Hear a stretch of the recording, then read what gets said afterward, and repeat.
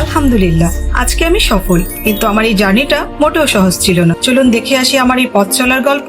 কিছুদিন আগের কথা। আমার পরিচয় ছিল আমি গ্রাজুয়েশন কমপ্লিট করা একজন সাধারণ হাউসওয়াইফ, কিন্তু আমার মনে একটা তীব্র স্বপ্ন ছিল নিজের একটা শক্ত পরিচয় তৈরি করার। নিজের একটা স্বাধীন পেশা থাকবে, যেখানে আমি ঘরে বসেই ইন্টারন্যাশনাল মার্কেট প্লেস গুলোতে কাজ করতে পারবো। সেই স্বপ্নটাকে বাঁচিয়ে রাখতে আমি একবার একটি আইটি প্রতিষ্ঠানে ভর্তি হয়েছিলাম, কিন্তু কিছুদিন পরে বুঝতে পারলাম আমি প্রতারিত হয়েছি। তখন আমি সম্পূর্ণ ভেঙে পড়লাম এবং মনটা খুব খারাপ হয়ে গেল।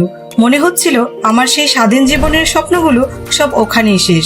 ওগুলো হয়তো সংসারের ভেতরেই আজীবনের জন্য আটকে থাকবে। ঘরের কাজ শেষ করে যখন অবসরে হতাশ হয়ে বসে থাকতাম, তখন প্রতিদিনের কাজ ছিল শুধু ফেসবুক স্ক্রল করা। ঠিক এমনই একদিন ফেসবুক স্ক্রল করতে করতে হঠাৎ আমার সামনে ক্রিয়েটিভ আইটি ইনস্টিটিউটের একটি অ্যাড চলে আসে। জানি না কেন, কিন্তু অনেকদিন পর মনে হলো আমার ভেতরে লুকিয়ে থাকা মরা স্বপ্নটি আবার যেন জেগে উঠেছে। কৌতূহলবশত আমি ক্রিয়েটিভ আইটি নিয়ে রিসার্চ শুরু করলাম। তাদের সফল স্টুডেন্টদের সাকসেস স্টোরি এবং সাউথ এশিয়ার অন্যতম সেরা আইটি প্রতিষ্ঠান হিসেবে তাদের অর্জনগুলো আমাকে দারুণভাবে মুগ্ধ করলো। সব দ্বিধা ছেড়ে ফেলে দিলাম। আবার আমি সাহস জুগিয়ে ক্রিয়েটিভ আইটির মিরপুর ক্যাম্পাসে চলে গেলাম। ক্যাম্পাসে পা দেওয়ার প্রথম দিনটির অনুভূতি আমি কখনোই ভুলবো না। এত চমৎকার এবং প্রফেশনাল একটা পরিবেশ দেখে মনে হলো, হ্যাঁ, আমি এবার ঠিক জায়গাতে এসেছি। এরপর অ্যাডমিশন ডিপার্টমেন্টের একজন আপুর সাথে কথা বললাম। তিনি অত্যন্ত আন্তরিকতা এবং ধৈর্য নিয়ে আমার সকল প্রশ্নের উত্তর দিলেন। তার সেই আত্মবিশ্বাস, আন্তরিকতা আর সঠিক দিক নির্দেশনা আমাকে ভীষণভাবে অনুপ্রাণিত করে। তাই আর দেরি না করে সেদিনই আমি তাদের প্রফেশনাল গ্রাফিক ডিজাইন কোর্সে অ্যাডমিশন নিলাম। তবে শেখার জার্নিটা কিন্তু একদমই সহজ ছিল না।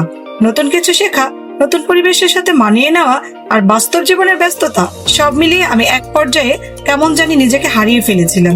ভেবেছিলাম কোর্সটি ছেড়েই দেব। ঠিক তখনই ওরিয়েন্টেশন ক্লাসে আমাদের মেন্টর নীলয়াকান্ত স্যারের একটা কথা মনে পড়ে গেল। তিনি বলেছিলেন, কোনো অবস্থাতেই হাল ছাড়া যাবে না।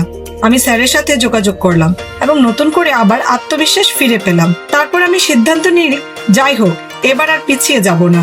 দিনে পরিবারের দায়িত্ব পালন করতাম, আর রাতে যখন সবাই ঘুমিয়ে যেত তখন আমি আমার স্বপ্ন নিয়ে কাজ করতাম।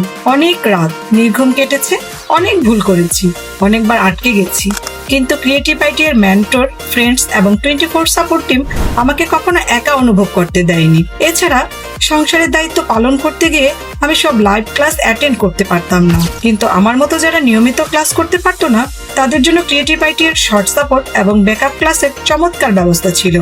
এই সাপোর্ট সিস্টেমটি আমার মতো হাজারো শিক্ষার্থীর জন্য অত্যন্ত হেল্পফুল ছিল।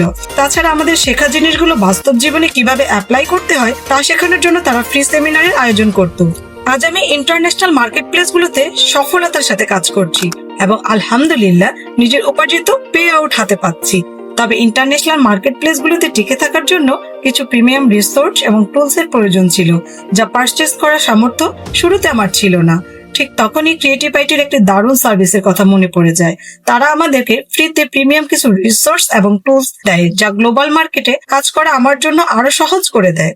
আমার গ্রাফিক ডিজাইন কোর্সটি শেষ হয়েছে সত্য, কিন্তু আমার শেখার ক্ষুধা এখনো শেষ হয়নি। তাই আমি লং টাইম সাপোর্টের জন্য তাদের ইন্টার্নশিপ শুরু করেছি এবং ডিপ্লোমা প্রোগ্রামেও ভর্তি হয়েছি, কারণ কোনো শর্ট কোর্স কখনো রিয়েল প্রজেক্টের সম্পূর্ণ অভিজ্ঞতা দিতে পারে না। আজ আমি একজন স্বাবলম্বী মানুষ এবং নিজের একটি স্বাধীন পরিচয় তৈরি করতে পেরেছি। একদিন ক্রিয়েটিভ আইটির গ্রুপে আমার কাজ শেয়ার করার পরে আমাদের সিও স্যার নিজে আমাকে উৎসাহ দিয়েছেন।